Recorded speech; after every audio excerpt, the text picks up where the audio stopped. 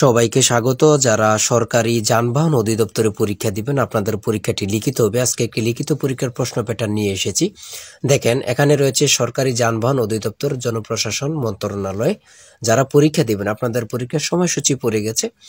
আপনাদের জন্য একটি স্পেশাল প্রশ্ন প্যাটার্ন নিয়ে এসেছি। আপনাদের পরীক্ষাটি লিখিত হবে। আজকে একটি লিখিত পরীক্ষার প্রশ্ন প্যাটার্ন নিয়ে এসেছি। ইনশাল্লাহ এই প্যাটার্ন থেকে 30 নাম্বার, 25 থেকে 30 নাম্বার আপনি অনায়াসে কমন পাবেন, এবং কি দেখিয়ে দিব কোন কোন বিষয়, কোন কোন টপিকগুলো থেকে পরীক্ষার প্রশ্ন আসে।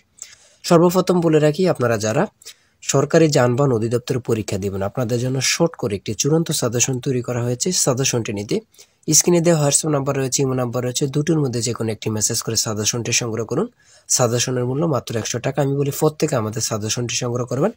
যাদের প্রিপারেশন কম, যারা পরীক্ষায় পাশ করতে চান, তারা অবশ্যই প্রত্যেকে আমাদের সাজেশনটি সংগ্রহ করবেন। সাজেশনের মূল্য 100 টাকা। 100 টাকার বিনিময়ে হলো প্রত্যেকে আমাদের সাজেশনটি সংগ্রহ করে পড়বেন ইনশাল্লাহ। দেখেন, 1 নম্বরে রয়েছে কি, নিচের শব্দগুলো সন্ধি বিচ্ছেদ করুন। আচ্ছা, লিখিত পরীক্ষা মানে কি, এটা আপনাকে আগে বুঝতে হবে। লিখিত পরীক্ষা মানে কি, সন্ধি বিচ্ছেদ থাকবে, ব্যাস বাক্য থাকবে, যুক্ত বর্ণ অনেক সময় থাকে, অনেক সময় থাকে না, তারপরে বাগধারা থাকবে, ট্রান্সলেট কিন্তু থাকবেই থাকবে। তারপরে 5 নম্বরের একটি প্যারাগ্রাফ থাকবে, তারপর গণিত থাকবে, সাধারণ জ্ঞান থাকবে। এতটুকুই লিখিত পরীক্ষা, ঠিক আছে। সর্বপ্রথম রয়েছে নিচের শব্দগুলো সন্ধি বিচ্ছেদ করুন। এখানে 5টা সন্ধি বিচ্ছেদ থাকবে, 5টার জন্য 5 নাম্বার পেয়ে যাবেন। তারপরে 2 নম্বরে রয়েছে ব্যাস বাক্য লিখে সমাস নির্ণয় করুন। ব্যাস বাক্য লিখে সমাস নির্ণয় করুন, 5টা থাকবে। যদি 5টা পারেন, 5টার জন্য 5 নাম্বার পেয়ে যাবেন। অর্থাৎ প্রত্যেকটি প্রশ্নের মান হচ্ছে 1 করে। 3 নম্বরে যুক্ত বর্ণগুলো ব্যঙ্গে লিখুন। এটা থাকতেও পারে, নাও থাকতে পারে, ঠিক আছে।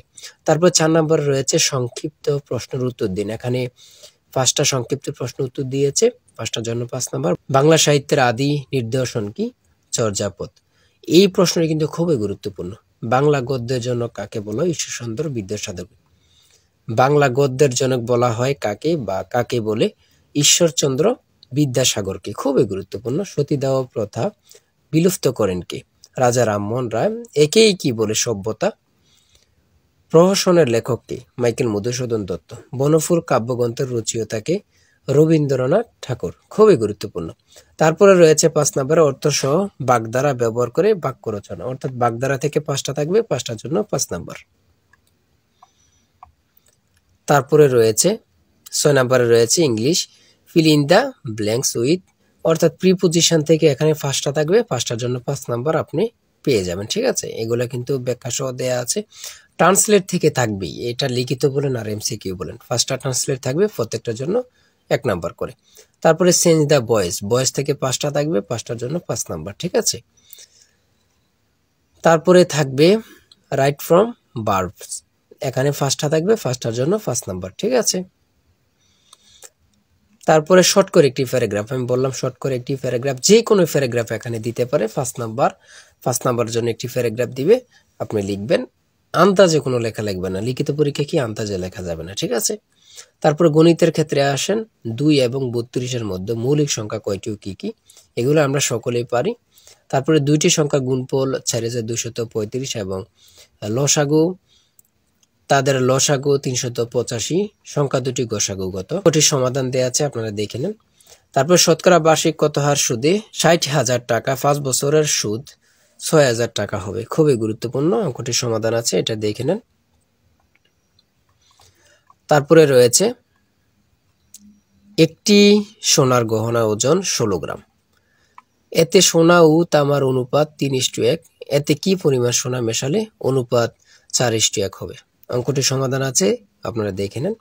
তারপরে ও নাম্বার রয়েছে a cube minus b cube equal to 513 এবং a minus b equal to 3 হয়, তবে ab এর মান কত? অঙ্কটির সমাধান দেয়া আছে, আপনারা দেখে নেন।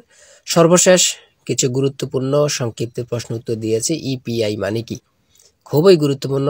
বর্তমানে ইপিআইতে শিশুদের কয়টি রোগের টিকা দেয়া হয়? 10টি। ধনুষ্টঙ্কার রোধে একজন মাকে জীবনে কয়টি ডোজ টিটি টিকা নিতে হয়? 5 ডোজ। ডেঙ্গু বাই মশার নাম কি? খুবই গুরুত্বপূর্ণ, এই প্রশ্নটি কিন্তু অনেক পরীক্ষা আসছে, ঠিক আছে।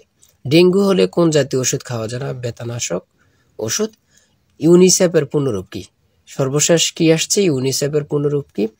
আপনাদের পুনরূপ থেকে প্রশ্ন থাকবে, পূর্ণরূপ থেকে প্রশ্ন থাকবে। তারপরে যে গুরুত্বপূর্ণ প্রশ্নটি হচ্ছে জেনজি কি এবং কারা। 1997 থেকে 2012 সাল পর্যন্ত, অর্থাৎ 1997 থেকে 2012 সালের মধ্যে যারা, তারাই হচ্ছে জেনজি। হ্যাঁ, 11 সিন্ধুর দুর্গ কার ছিল? ইশাকা। হাজী শরীয়তুল্লাহর আন্দোলনের নাম কি? ফরায়েজি আন্দোলন, অথবা থাকতে পারে ফরায়েজি আন্দোলন কার, সেটা আপনারা লিখবেন হাজী শরীয়তুল্লাহ। ঠিক আছে। তারপর পারস্য মানে বর্তমান কোন দেশ? ইরান। জেদ্দা কোন সাগরের তীরে অবস্থিত? লোহিত। বাংলাদেশের সংবিধান পর্যন্ত কয়বার অথবা কতবার সংশোধিত হয়েছে? 17 বার। ইউক্রেনের রাজধানীর নাম কি? কিয়েভ। জরায়ু ক্যান্সারের প্রতিরোধে দেয়া ভ্যাকসিনের নাম কি? HPV টিকা। এতটুকুই কিন্তু লিখিত পরীক্ষা। ঠিক আছে, লিখিত পরীক্ষা মানে এতটুকুই।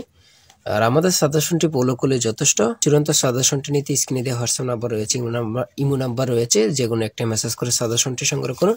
সবাই ভালো থাকবেন, সুস্থ থাকবেন। আল্লাহ হাফেজ।